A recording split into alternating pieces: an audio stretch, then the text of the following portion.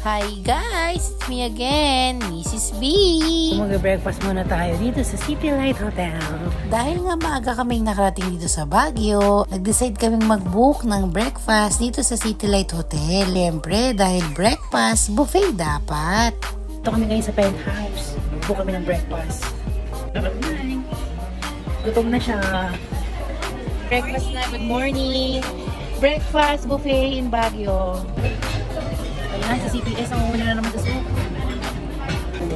Elma, pwedeng bumalik. Sulit na rin to sa 280 pesos. Marami rin talagang pagpipilian. Pero syempre, puro pang breakfast lang. Ayan, nagkaubusan na nga sa dami ng tao. Maganda rin ang service sila dito kasi mabilis sila mag-refill ng food. In fairness, ang tito ko hindi naman masyadong gutom. Nakadalawang plato agad. At ayan, si Mr. B. Punong-puno ang mga plato mga gutom na gutom sa biyahe. Kaya ano pang iniintay nyo?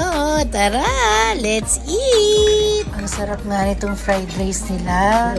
Tapos, samahan mo pa nitong longganisa. Talagang mapapakain ka. Masarap din yung hot soup nila. Corn soup pala yan.